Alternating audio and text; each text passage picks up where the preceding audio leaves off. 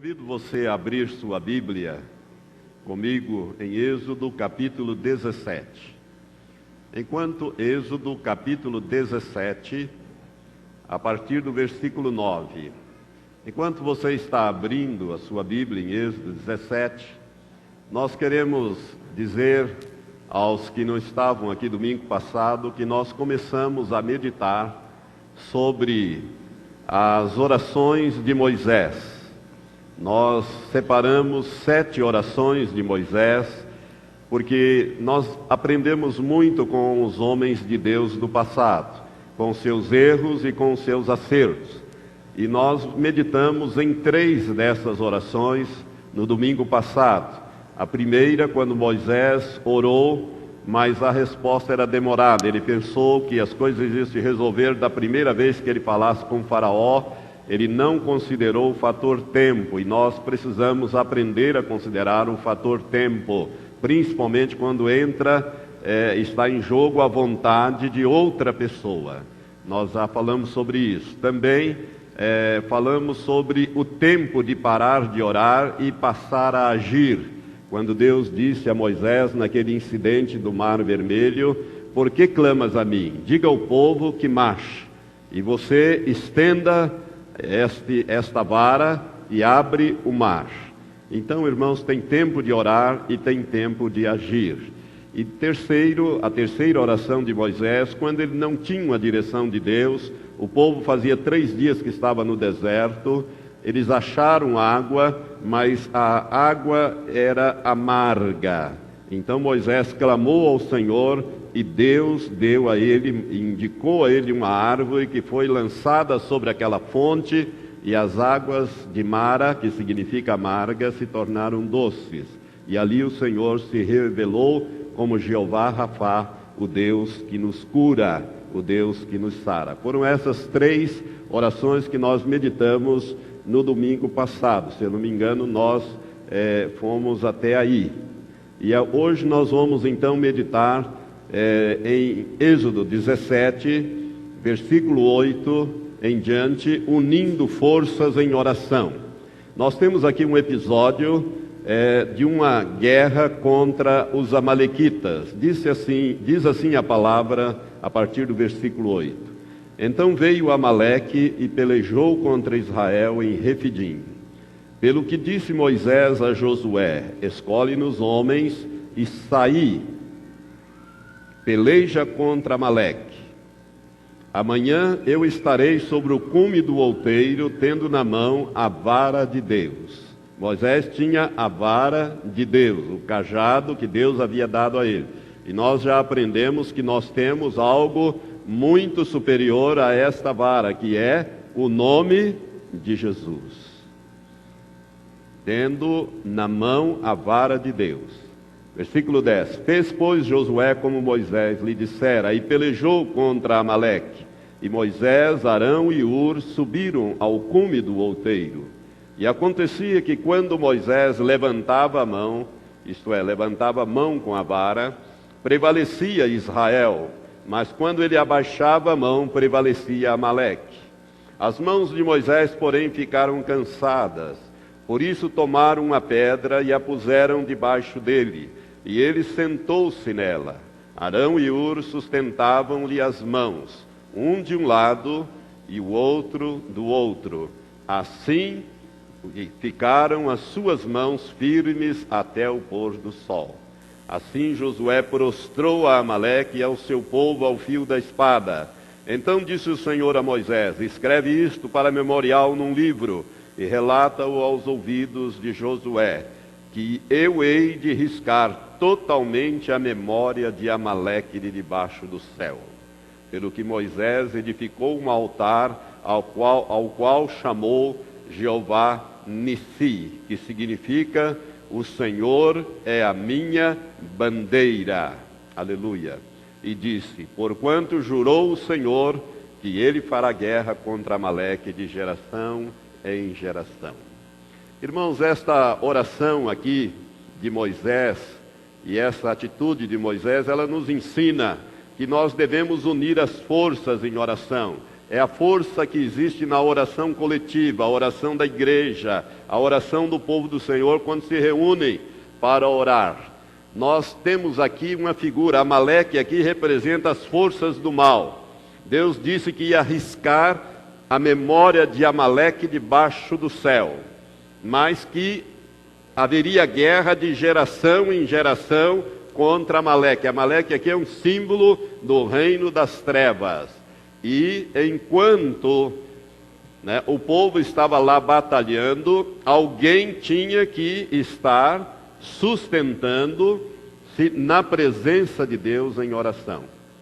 Sustentando-se na presença de oração. Irmãos, aqui esse texto, ele nos remete a um texto também do Novo Testamento que Jesus fala em Mateus capítulo 18, acerca da oração de concordância. Quando 2 de vós na terra, diz o texto de Mateus 18, versículos 19 e 20. Eu vou ler, se você quiser acompanhar, pode abrir. Mateus capítulo 18, versículos 19 e 20. A Bíblia, Jesus nos dá esta promessa maravilhosa, quando ele diz: assim ainda vos digo mais, se 2 de vós na terra concordarem, preste atenção nisso, se 2 de vós na terra concordarem acerca de qualquer coisa que pedirem, isto lhes será feito por meu Pai que está nos céus. Pois onde se acham 2 ou 3 reunidos em meu nome, aí estou eu no meio deles. Aqui está a oração de concordância, que foi mais ou menos o que fizeram lá naquele monte Moisés, Arão e Hur. Moisés era o líder do povo, ele tinha o cajado, ele tinha a vara de Deus nas mãos, e na medida em que ele segurava aquela vara, Amaleque era vencido. Na medida em que suas mãos cansavam e ele baixava as mãos, os filhos de Israel eram derrotados. De sorte que nós aprendemos aqui muito acerca da validade da oração de concordância. É importante que a igreja esteja intercedendo. Eu quero dizer uma coisa que talvez você não saiba. Mas enquanto o povo do Senhor está trabalhando e lutando, enfrentando os amalequitas da vida, nós temos oração neste lugar, todos os dias. Às 8 horas da manhã, das 8 às 9 horas da manhã, tem oração de intercessão, por aqueles pedidos mais difíceis, mais urgentes. E um grupo, o pastor Matias e um grupo de pastores e obreiros se reúnem para orar, para interceder. Agora, na viração do dia, entre 11h30 e meio-dia e meia, eu reúno-me com mais 2 pastores para levantar a vara de Deus. Usar o nome de Jesus. Nós fazemos batalha estratégica, irmãos. Na viração do dia, o Senhor me deu esta orientação. Antes eu fazia 8 horas, das 8 às 9 da manhã. Aí nós separamos as intercessões das 8 às 9 e a batalha estratégica das 11h30 até meio-dia e meia, nesse período da viração em que o dia passa da manhã para a tarde. Nós estamos aqui repreendendo e tomando posição por 24 horas. Nós não ficamos todas as 24 horas do dia orando, mas nós tomamos posição diante do reino das trevas e determinamos em relação ao povo do Senhor e em relação a esta cidade e em relação a esta região noroeste do estado do Paraná. E esses 2 pastores vão concordando, na medida que um vai orando, os outros 2 vão concordando, e o resultado tem sido extraordinário, porque o inimigo é prostrado nesta ocasião. Eu sei que nem todos têm essa visão e essa capacidade mesmo para fazer a batalha estratégica. Que você faça a batalha individual, já é muito bom que você faça. E eu, quando estiver nas próximas quintas-feiras falando sobre anjos, como eu estou falando, eu vou ensinar a batalha individual. Agora, a batalha estratégica não é para qualquer crente, principalmente para crentes novos ou crentes carnais, porque não pode ter brecha na sua vida, senão o inimigo retalha. É preciso ter um compromisso muito sério, precisa ter fé para fazer esse tipo de batalha, precisa crer naquilo que você está fazendo, e você saiba que é uma guerra espiritual no nosso mundo. Nós não vemos, mas nós sentimos o resultado aqui na terra. E nós fazemos isso todos os dias. Sábado, domingo, feriado, dia santo, que para nós todos os dias são santos. Natal, Ano Novo, não se abre mão desta batalha. Por quê?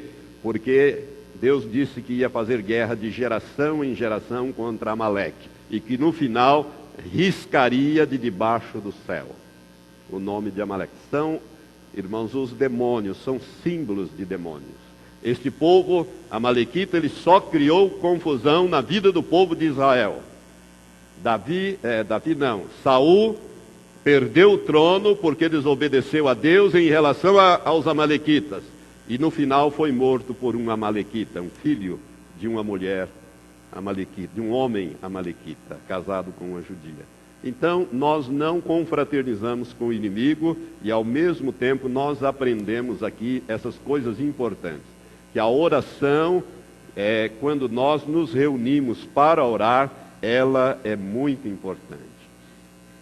A quinta oração de Moisés, nós vamos encontrar no episódio de Êxodo também, capítulo 32. Gostaria que você abrisse e acompanhasse alguns versículos que eu estarei lendo em Êxodo 32. No capítulo 32 é relatado, Moisés, ele havia subido ao monte e ali permanecido 40 dias, e o povo então não sabia notícias de Moisés, achava que Moisés tinha morrido, e resolveram fazer um Deus para eles, um bezerro de ouro. É uma coisa incrível que a gente pode pensar, mas como aquele povo que viu Deus agir através da vida de Moisés, tirá-los com um braço forte, abrir o mar vermelho, soterrar ali, colocar dentro, a água em cima dos egípcios, afogar todo aquele exército. E agora Moisés sobe no monte para receber a lei, para receber a palavra do Senhor, começa a demorar, e aí resolvem fazer um bezerro de ouro. E o resultado, nós vemos aqui a grande oração de intercessão de Moisés.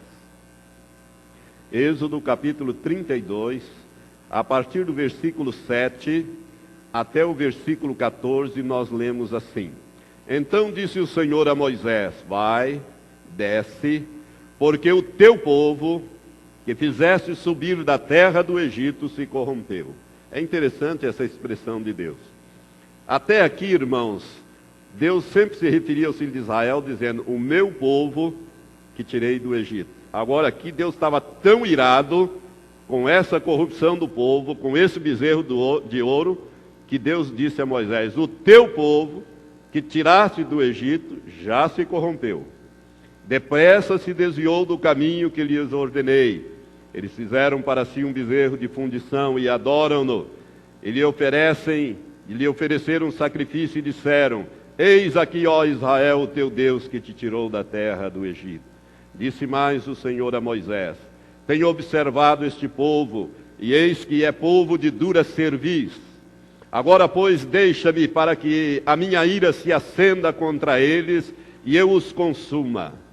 E eu farei de ti uma grande nação. Moisés, porém, suplicou ao Senhor Deus, ao Senhor seu Deus, e disse: Ó Senhor, por que se acende a tua ira contra o teu povo que tiraste da terra do Egito com grande força e com braço e com forte mão? Porque hão de falar os egípcios, dizendo: Para o mal os tirou, para matá-los nos montes e para destruí-los da face da terra?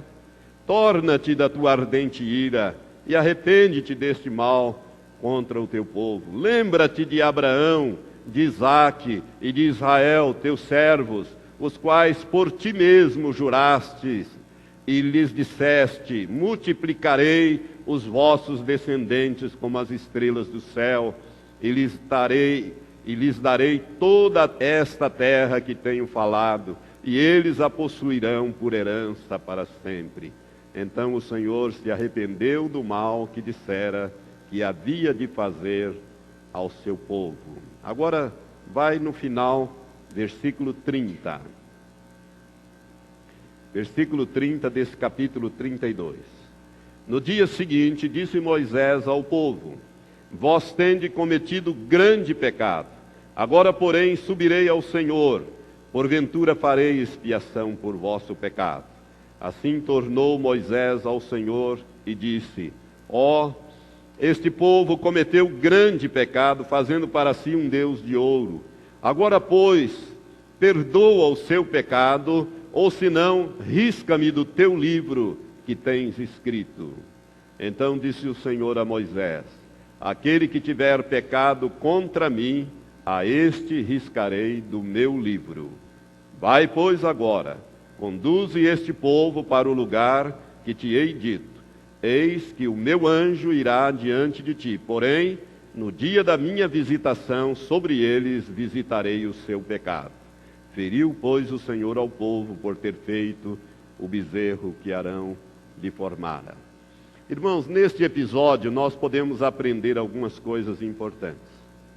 Aqui nós temos a grande oração de intercessão de Moisés. O povo havia feito esse bezerro de ouro, isso irritou Deus em extremo.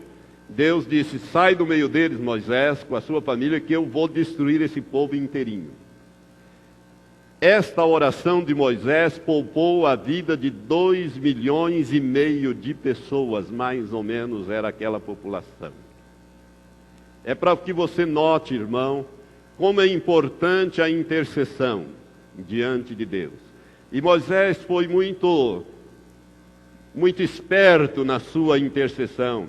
Ele invocou as que Deus tinha feito a Abraão, a Isaac, a Israel ou Jacó, de formar um povo, introduzir aquele povo e abençoar aquele povo, de tal sorte que Deus se aplacou. Ele cobrou sim pelo pecado, mas se aplacou. Ele deixou de lado aquela intenção de liquidar aquele povo em face da oração e da intercessão de Moisés. Por isso, meus irmãos, nós podemos aprender uma coisa muito importante aqui. Primeiro, aliás, duas coisas. Primeira, o maior ministério que existe é o ministério da intercessão. Eu gostaria que você repetisse depois de mim. O maior ministério que existe para a igreja é o da intercessão. Irmãos, esse ministério é tão importante porque ele muda o coração de Deus. Ele muda, às vezes, até juízos que Deus tem estabelecido para aquela vida, ou sobre aquela vida, ou sobre aquela situação. Porque Deus é benigno, Ele é misericordioso. Ele usa de misericórdia até com 1000 gerações daqueles que o obedecem. Por isso o ministério de intercessão é o ministério mais importante que existe. Eu vou te provar isto citando a segunda coisa. Existem 2 intercessores diante de Deus que intercedem dia e noite. Romanos capítulo 8 nos fala desses 2 intercessores que intercedem diante de Deus. São somente esses 2 intercessores que Deus ouve. Romanos capítulo 8, apenas nesse capítulo nós temos a menção dos 2 intercessores. O primeiro que é mencionado é o Espírito Santo, e o segundo é o próprio Senhor Jesus Cristo. Diz Romanos capítulo 8, versículo 26. Do mesmo modo também o Espírito, isto é, o Espírito Santo nos ajuda na fraqueza, porque não sabemos o que havemos de pedir como convém, mas o Espírito mesmo intercede por nós com gemidos inexprimíveis. E aquele que esquadrinha os corações, Deus, sabe qual é a intenção do Espírito Santo, que Ele, segundo a vontade de Deus, intercede pelos santos. Aí está, irmãos, o maior ministério que existe é o ministério da intercessão, e ele é exercido pessoalmente por aquele que habita em nós. O Espírito Santo intercede por nós. Às vezes nós não conseguimos orar como convém, e nem da maneira certa, mas o Espírito Santo conserta as coisas, porque Deus conhece o que está no íntimo do Espírito Santo, e o Espírito Santo conhece o íntimo de Deus. E ele intercede pelos santos. E agora vamos ver o outro intercessor, que é Jesus Cristo. Versículo 34, para ficar mais claro, versículo 33. Quem intentará acusação contra os escolhidos de Deus? É Deus quem os justifica, quem os condenará? Cristo Jesus é quem morreu, ou antes quem ressuscitou dentre os mortos, o qual está à direita de Deus e também intercede por nós. Nós temos dois intercessores, e são os dois únicos intercessores que Deus ouve. Jesus está à direita, e o Espírito Santo, nós podemos imaginar que ele está à esquerda do Pai e intercede com gemidos inexprimíveis por nós. Moisés é um tipo de Cristo. Por isso que quando ele intercedeu, Deus ouviu a sua intercessão e poupou toda aquela nação, 2,5 milhões. Amados, eu quero dizer que nós temos reuniões de oração na igreja para você vir interceder, para que você interceda. Nós temos uma listinha, não sei se você tem a sua, eu tenho a minha lista de intercessão para a salvação de 14 linhas aqui para colocar o nome. Se precisar, coloca mais aqui atrás. Isso aqui, irmão, funciona. Eu tenho aqui alguns parentes meus que já se converteram, outros já morreram, e 3 dias antes de morrer, receberam Jesus como Senhor, como Salvador de suas vidas, morreram salvos, por causa das intercessões. Nós temos reuniões às terças-feiras, às 7 horas da manhã, termina antes de 8 horas, para que você possa ir trabalhar. Nós temos terça-feira, às 3 horas da tarde, um grupo de mulheres, que é um horário mais propício às mulheres, vem interceder. Nós temos oração, como eu disse para vocês, todos os dias, intercessões que os pastores e obreiros fazem. Nós temos também quarta-feira, a tarde da fé, onde nós fazemos oração de intercessão. Na quinta-feira também, nós intercedemos por todos os pedidos que são colocados naquele cesto, todos os dias. E na sexta-feira é a reunião da igreja para vir interceder. É o maior ministério e Deus está querendo que você participe desse ministério. Não é fácil interceder. Você viu que quando Moisés estava lá, intercedendo diante de Deus, o que acontecia? Pesava. E quando pesava, ele abaixava. E ao abaixar, o inimigo prevalecia. Mas quando alguém sustentou ali de um lado, Ur de um lado, Arão de outro, a vara foi mantida, né, e a vitória foi ganha. Quando nós nos unimos em intercessão. Então, irmãos, venha orar, venha participar desse ministério. Nós aqui temos a grande oração de intercessão de Moisés, que salvou a vida, poupou da morte, por causa dessa intercessão, uma multidão de 2 milhões a 2,5 milhões de pessoas. Nós podemos também aprender com a sexta oração de Moisés, um pouco mais adiante em Números, livro de Números, capítulo 12. Ocorreu aqui um incidente muito sério. Moisés, nós não sabemos por quê, não sabemos por que razão ele casou-se segunda vez com uma mulher etíope ou cuxita, de Cuxi, e isto desagradou em extremo a sua irmã mais velha, Miriam, e levou o Arão nesse negócio. Arão era mais velho, 3 anos mais velho do que Moisés, e Miriam era ainda mais velha do que Arão. Ela era, vamos dizer, a primogênita, depois Arão, e o caçula era Moisés. E a Bíblia diz o seguinte: ora, falaram Miriam e Arão contra Moisés por causa da mulher cuxita que ele tomara, porquanto tinha tomado uma mulher cuxita. Não sabemos se Zípora tinha morrido, deixado o marido, ou eu não sei qual é, a Bíblia não esclarece. E disseram: porventura falou o Senhor somente por Moisés? Não falou também por nós? E o Senhor o ouviu. Ora, Moisés era homem muito manso. É aqui que nós temos a revelação de que Moisés era o homem mais manso da terra, mais do que todos os homens que haviam sobre a face da terra. Moisés ficou quieto. E logo o Senhor disse a Moisés, a Arão e a Miriam: saí vós três à tenda da revelação. E saíram eles três. Então o Senhor desceu em uma nuvem, Então o Senhor desceu em uma coluna de nuvem e se pôs à porta da tenda. Depois chamou a Arão e a Miriam, e os dois acudiram.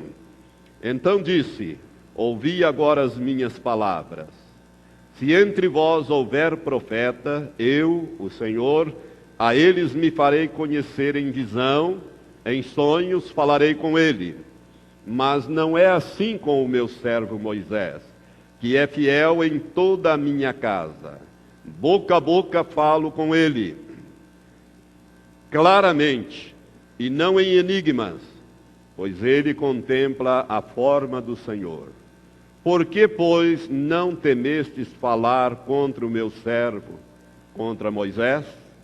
Assim se acendeu a ira do Senhor contra eles, e ele, isto é, o Senhor, se retirou. Também a nuvem se retirou de sobre a tenda, e eis que Miriam se tornara leprosa, branca como a neve. E olhou Arão para Miriam, e eis que estava leprosa. Pelo que Arão disse a Moisés: ah, meu Senhor, rogo-te, não ponha sobre nós este pecado, porque procedemos loucamente e pecamos. Não seja ela como um morto que, ao sair do ventre de sua mãe, tenha a sua carne já meio consumida. Clamou, pois, Moisés ao Senhor, dizendo: ó Deus, rogo-te que a cures. Respondeu o Senhor a Moisés: se seu pai lhe tivesse cuspido na cara, não seria envergonhada por 7 dias? Esteja fechada por 7 dias fora do arraial, e depois se recolha outra vez. Assim Miriam esteve fechada fora do arraial por 7 dias. E o povo não partiu enquanto Miriam não se recolheu de novo. Depois o povo partiu de Azerote e acampou no deserto de Parã. Irmãos, nós temos aqui uma outra oração de Moisés, que foi uma oração também de intercessão para a cura de sua irmã mais velha, a Miriam. E nós podemos aqui aprender algumas coisas muito importantes. Miriam, sendo a irmã mais velha, e Arão, mais velho ainda do que Moisés, eles poderiam questionar aquele incidente a nível de família. Miriam poderia ter chamado Moisés e o Arão e dito: vamos discutir esse assunto aqui entre nós, família, por quê e tal, etc. Entretanto, eles resolveram difamar a Moisés, questionar publicamente a autoridade de Moisés. Agora preste atenção nisso, irmão, para você aprender. Deus não tolera que ninguém questione as suas ações. Deus havia colocado Moisés sobre aquele povo. Quando você questiona alguém que Deus estabeleceu, você está questionando quem o estabeleceu. Cuidado. Cuidado. Moisés não falou nada. Moisés ficou com a boca fechada, mas Deus não. Eu aprendi ao longo desses 50 e tantos anos de caminhada cristã, que Deus vai 2 ou 3 milhas com o pecador, mas não dá um passo com o rebelde.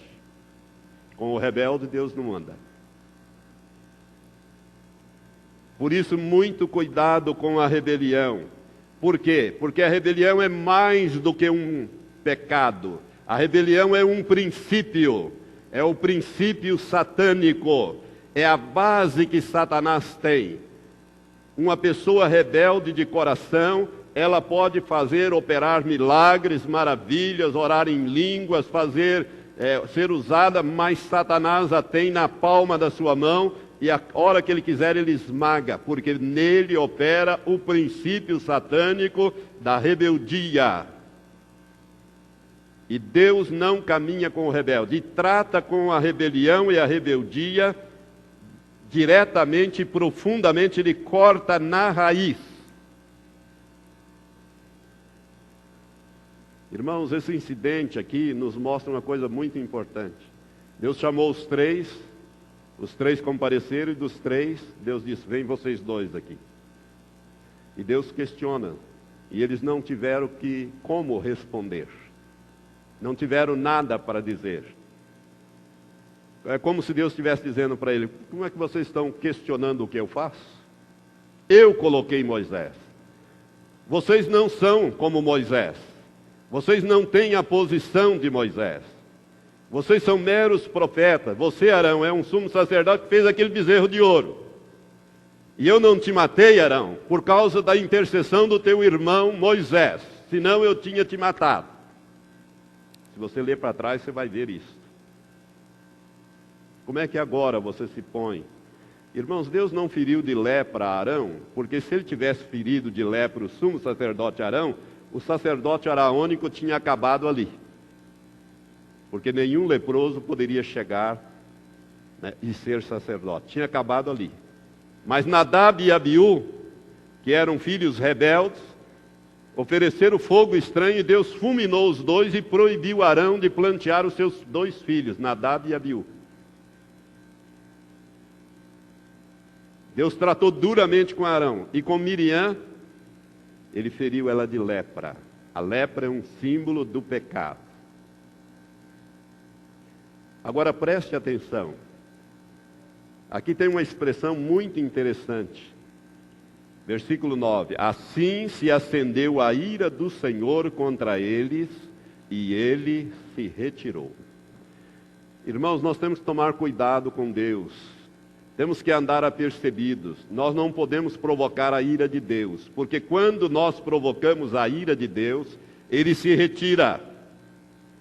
E quando ele se retira, o inimigo entra para enfiar a enfermidade, a lepra, para acabar conosco, porque a proteção de Deus sai. Quando você irrita Deus e Deus se retira da sua vida, você vai tropeçar e você vai cair. Tem um versículo em Provérbio que diz assim: cova profunda é a boca da mulher adúltera, e aquele contra quem o Senhor está irado, cairá nela. Quando Deus se ira com um filho dele, tome cuidado. Então nós temos que andar apercebidos para não provocar o Senhor a zelos, a ira. É muito sério isso aqui. A rebelião, irmãos, é mais do que um pecado, é um princípio. E eu quero dizer que o rebelde não entra no reino de Deus. Olha bem para o teu coração. Você é rebelde à autoridade, seja ela que tipo que for. Seja a autoridade espiritual, seja a autoridade civil, militar, enfim, aqueles que têm autoridade. Quando Paulo estava sendo julgado certa vez no Sinédrio, o sumo sacerdote mandou que alguém lá o esbofeteasse, alguém que estava perto de Paulo, esbofeteou a Paulo, está no livro de Atos esse relato, e Paulo disse, voltou-se contra aquela pessoa que havia dado aquela ordem e fez uma crítica. E aí alguém disse ao apóstolo Paulo, como que você fala contra o sumo sacerdote? Imediatamente Paulo disse, perdão, eu não sabia que era o sumo sacerdote, porque está escrito, não falarás mal contra o príncipe do Senhor, contra aquele líder do Senhor. Irmãos, Davi, ele foi um homem segundo o coração de Deus, não porque tocava harpa, mas porque ele temia o Senhor, ele tinha medo de se meter em assuntos que só a Deus competia resolver.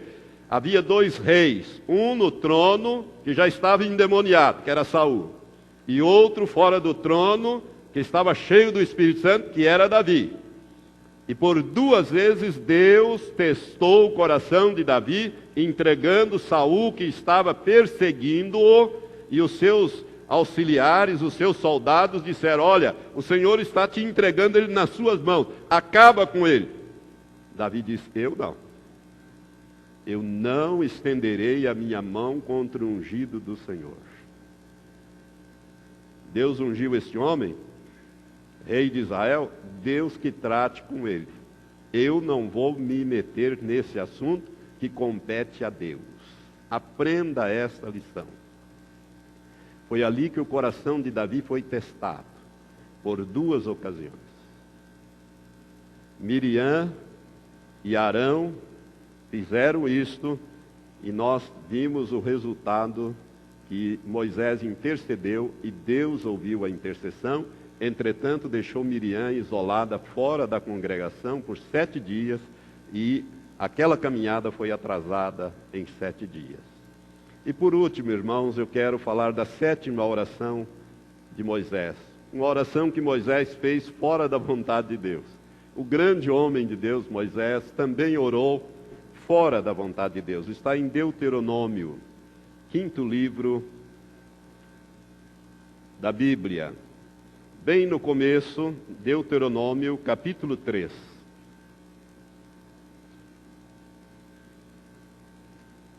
Nós podemos aprender muito com essas orações. Versículo 23.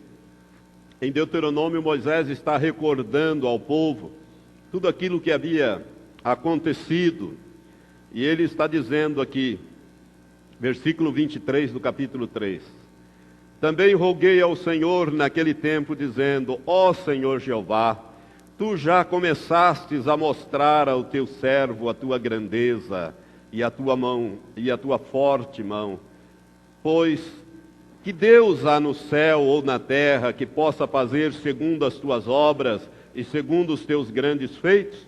Rogo-te que me deixes passar para que veja esta boa terra que está além do Jordão, esta boa região montanhosa e a região do Líbano e o Líbano.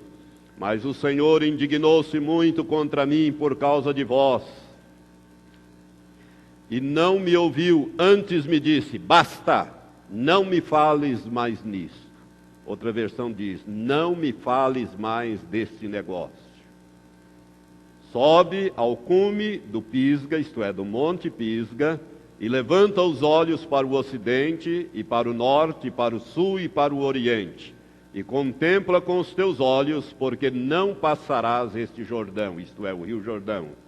Mas dá ordem a Josué, anima-o e fortalece-o, porque ele passará adiante deste povo e o levará a possuir a terra que tu verás. Assim ficamos no vale de fronte a Bel-peor. Irmãos, Moisés, a Bíblia diz que ele morreu com 120 anos, mas nunca se lhe escureceu os olhos, nem lhe faltou o vigor físico. O que me falta aos 64, aquele vigor físico que eu estou buscando de Deus, Moisés tinha com 120. Ele estava pronto para conquistar aquela terra, liderar o povo. Era um homem amado de Deus, com quem Deus falava face a face. Mas ele havia desobedecido a Deus por causa do povo. O povo havia irritado tanto Moisés. Uma vez Deus disse, faltou água, Deus disse: fala, bate na rocha, e a rocha vai dar água. Ele foi lá com a vara de Deus e bateu na rocha, e a rocha jorrou água, e todo mundo se satisfez de água, os animais e tudo mais. E uma segunda vez Deus disse para Moisés, e faltou água novamente naquele deserto, 40 anos andando para lá e para cá, faltou novamente água, e Deus disse: vai e fala com a rocha. Não é para bater, fala com a rocha.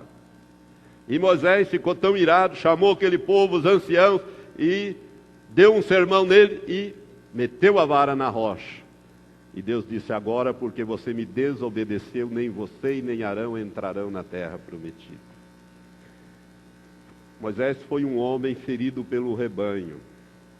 Por causa das atitudes do povo, Moisés acabou perdendo a bênção que Deus havia prometido para ele de entrar na terra prometida. Deus mandou ele subir no monte, mostrou numa visão tudo aquilo, aquela boa terra que manava leite e mel, mas não permitiu que ele entrasse. Irmãos, esta foi uma oração fora da vontade de Deus. Quando Deus fala uma coisa, a Bíblia diz que eu, o Senhor, não mudo. Deus tinha dito para ele que ele não entraria, tinha dito para Arão que ele não entraria também. Arão já havia morrido, Miriam foi primeiro, Arão foi segundo. Agora Moisés, e Moisés está tentando convencer Deus e dizer: Senhor, permite, afinal é uma terra maravilhosa, eu estou forte, eu tenho todas as condições. Deus diz: basta, não me fale mais neste assunto. Você não entra e acabou. Sabe, irmãos, Moisés, ele representava a lei, que são as obras. Josué é um tipo de Cristo. É aquele que vai nos conduzir na conquista. É aquele que vai nos levar à vitória. Josué representa não a lei, mas a fé, a graça. Então a dispensação de Moisés é encerrada ali. Não obstante ele fosse ainda um homem que pudesse viver muitos anos e liderar toda aquela conquista, Deus disse não. Por isso tenha muito cuidado, irmãos, tenha medo de pecar, tenha medo de desobedecer a Deus, porque você pode ter, inclusive, a tua vida ceifada antes da hora. Você sabia disso? Da última vez que o pastor Paulo Canuto esteve aqui, eu acho que foi a última ou penúltima vez. Quantos lembram do pastor Paulo Canuto? Um homem que tem uma vida de intimidade com Deus muito grande.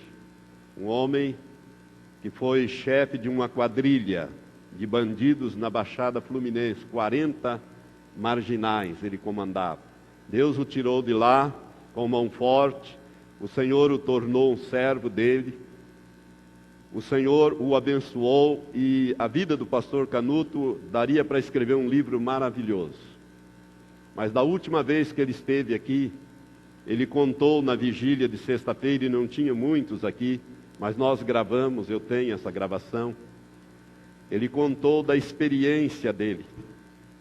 E quando ele contou a experiência, quando ele passou 2 meses entre a vida e a morte nos hospitais, lá em Minas Gerais, se não me engano, ele teve uma hemorragia e foi levado rapidamente para o hospital, e ali ele começou a botar sangue, mais sangue, mais sangue, e os médicos não conseguiam achar a veia dele, né, nem coisa nenhuma, para fazer transfusão de sangue, e aquela situação toda. De repente, o Senhor permitiu que ele saísse para fora do corpo, e ele começou a olhar, e vendo aquele quadro dantesco, sangue para tudo quanto é lado, e os médicos em cima, a esposa do lado chorando, clamando, e ele estava ali, olhando para aquele quadro, suspenso assim no seu espírito, né? Seu espírito saiu do seu corpo, e de repente apareceu Jesus ao seu lado. Jesus apareceu para ele. O pastor Paulo Canuto foi um homem que foi usado por Deus para ressuscitar 3 pessoas. Jesus apareceu para ele e o repreendeu e disse: olha bem o que você fez com o seu corpo. Você é o único culpado de toda esta situação. Você não come os alimentos que eu criei. Você não come legumes. Você não come verduras. Você não come na hora certa. Você jejua demais. Você não tem disciplina. Você é o único culpado por esta situação. E foi falando com ele duramente. E uma coisa ali me chamou muita atenção. Depois o pastor me explicando, em particular, ele me explicou que Jesus disse para ele as seguintes palavras: muitos servos meus, para quem eu tinha grandes planos e projetos, eu não pude realizá-los nas suas vidas, porque eles fizeram o que você fez. não cuidaram da sua saúde, quebraram as minhas leis e foram para os extremos. E eu tive que recolher antes do tempo. Não pude realizar os projetos que eu tinha para as suas vidas. Coisa séria, irmãos. Por isso, irmãos, o equilíbrio, lembre-se, Deus nunca está nos extremos. E Jesus, ainda para finalizar, disse para o Paulo Canuto: tem mais, eu não vou te curar. Eu vou te entregar nas mãos dos médicos. Se eles te curarem, curado você vai ficar. Se eles não te curarem, você será recolhido. Aí Paulo Canuto fez apenas um pedido ao Senhor: Senhor, que eu quero te fazer um pedido, faça. Que eu não perca a minha consciência, que eu esteja consciente em todas as etapas. Eu concedo. E desapareceu.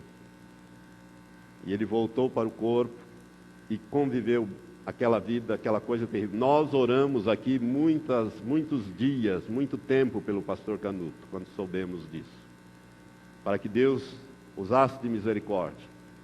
E hoje, a partir dali, porque ele estava bem gordinho, né? Ele era bem magrinho, ele estava barrigudinho, e eu ainda disse: pastor, o senhor está gordinho? Ele falou: irmão, depois daquilo que me aconteceu, foi aí que ele me contou. Hoje eu como até jiló, como qualquer coisa, como de tudo. Acabou aquele enjoo, aquela coisa de outrora.